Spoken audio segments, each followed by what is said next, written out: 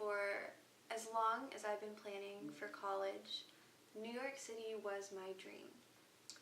I went there for the first time when I was 13, and the city mystified me.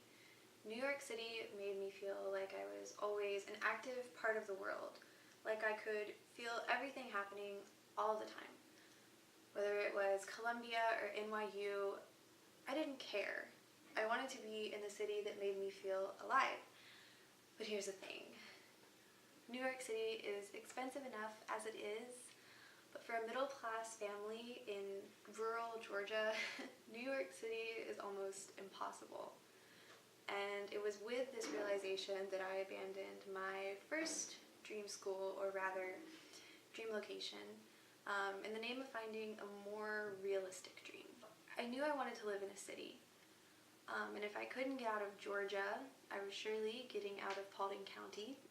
My dad had always been a huge Georgia Tech fan, like crying when they lost the game, huge. And whether out of some insecure desire to make my dad proud or to prove to myself that this future journalist could hang with pretentious engineering students, I became obsessed with Georgia Tech. I slaved over my application for months, writing and rewriting my essay constantly. I thought that if I could just make it to Georgia Tech, I could forgive myself for not being the kind of student who could make dreams like New York City come true.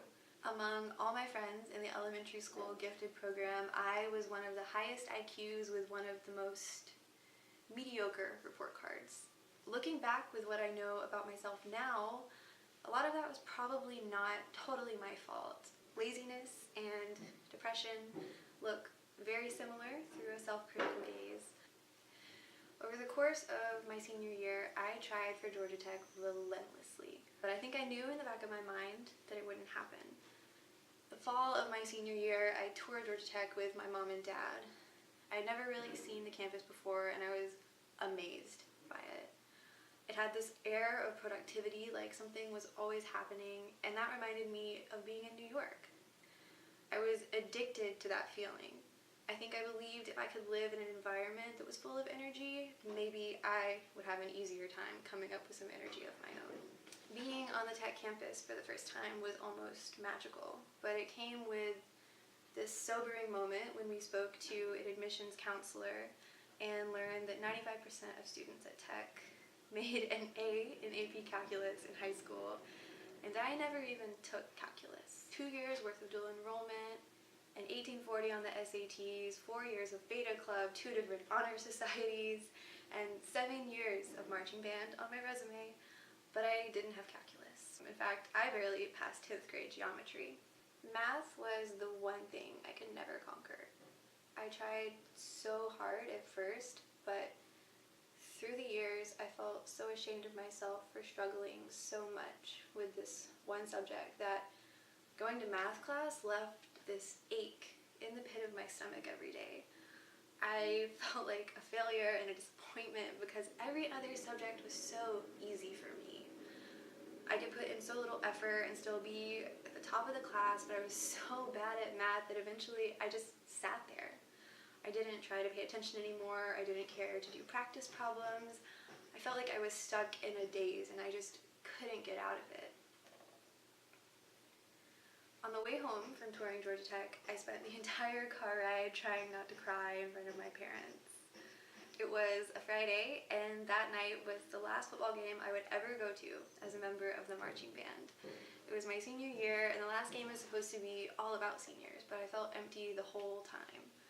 I felt angry at myself for not trying hard enough to be good at math, or not putting in the work to be so good at everything else that math wouldn't matter that much, even to a place like Georgia Tech. And then, as the night went on, I felt angry at myself for creating the circumstances that led to me crying in the football stands instead of making memories at my last game ever.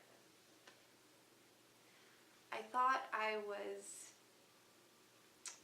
disappointing my dad, who was so excited to even see me consider Tech.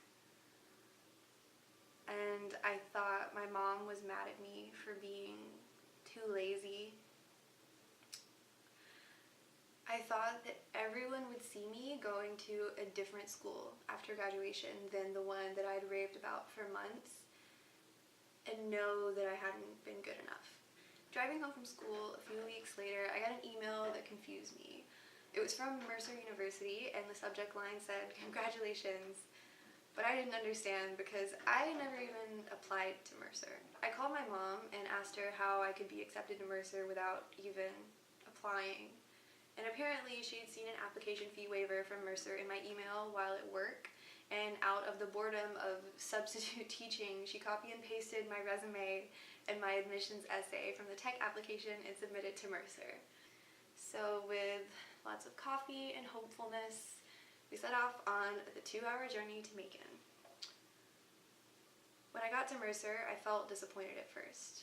I wanted the city, and Macon looked like a ghost town. The admission students were almost too nice, and the cheesy music at the orientation made me cringe. But I tried to hold on to hope until I could tour the journalism school. I didn't know anything about it because Mercer was never even on my radar, but when I went to the CCJ for the first time, I finally felt like I had found a home amongst people who love media as much as I did. I didn't even get that at Georgia Tech, and immediately I knew where I wanted to be, and it wasn't tech. 2 years later, I laugh at the thought of going to Georgia Tech now. They ended up offering me something called an arts pathway, which basically meant that I could spend 1 semester at a different school taking calculus, make an A, and be accepted into tech with the promise that I would never even look at the engineering department. If it hadn't been for Mercer, I probably would have accepted the pathway. And it's so crazy to imagine being at a school that didn't want me unless I could mathematically hang with the engineers. Mercer and the CCJ have given me everything I wanted out of college.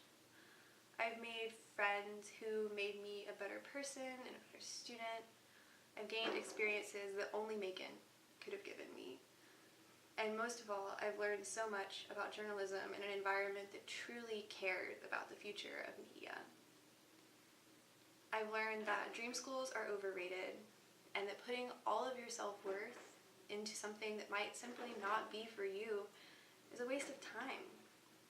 Now, I value myself enough to say that I will only go where I'm wanted. I've learned that I'm not lazy, I'm not a failure, and honestly, I'm not even that bad at math.